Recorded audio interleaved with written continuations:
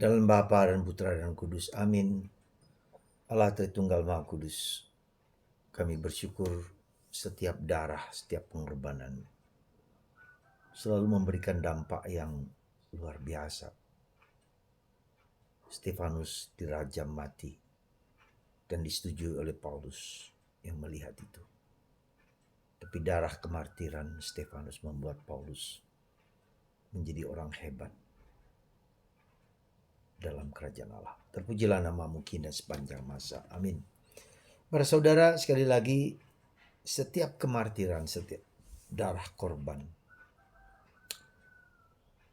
seperti darah Kristus yang dikorbankan, mengucur darah dari seluruh tubuhnya, kepala, tangan, jari, dada, kaki, dan seluruh tubuhnya mengalirkan darah dan air yang memancar dari hati kudus Yesus.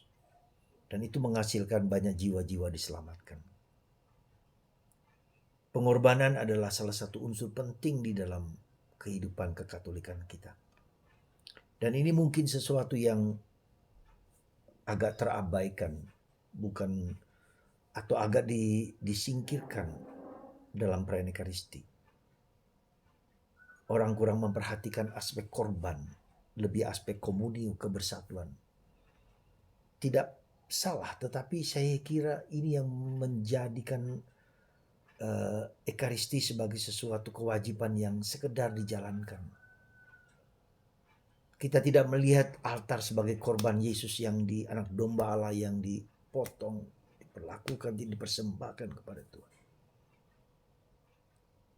Kita tidak melihat bahwa Ekaristi juga korban ya, ketika anggur itu diinjak-injak.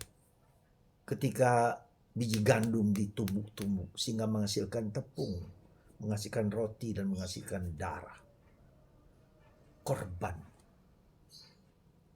Dan itu pula yang tak dapat dimengerti oleh banyak orang Yahudi bahkan. Ketika Yesus mengatakan, akulah roti. Kalau kamu percaya padaku, kamu akan hidup kekal. Kalau kamu makan roti ini dan minum darahku, hidup kekal. Bacaan Injil hari ini.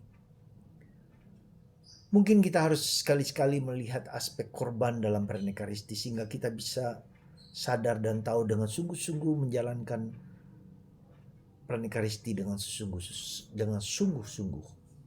Bukan hanya sekedar kewajiban belaka. Semoga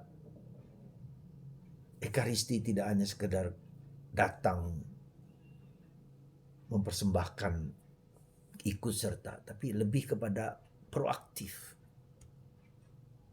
Ketika Ekaristi banyak juga orang tidur, membuka HP, ya bahkan anak muda berpacaran di gereja atau di balkon dan kelihatan. Dan ini bisa menjadi tantangan besar di zaman ini ketika Ekaristi tidak lagi dihayati sebagai suatu korban, suatu perayaan yang luar biasa. Semoga kita semua hari ini menyadari aspek korban dari Ekaristi sehingga membuat kita semakin bisa memberikan hati, pikiran, diri kita ke dalam Ekaristi yang sedang kita buat.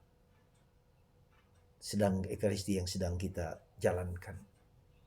Semoga Tuhan memberkati Anda dan saya untuk bisa menghayati Ekaristi dengan sungguh-sungguh. Untuk mohon rahmat supaya kita bisa menyelami, merasakan, mengalami penderitaan salib Yesus. Ekaristi sebagai korban darahnya. Ya, air lambung, darah dan air yang memancar dari hati kudus Yesus. Sembuhkan aku. Tuhan memberkati Anda semua, Bapa, Putra, dan Roh Kudus. Amin.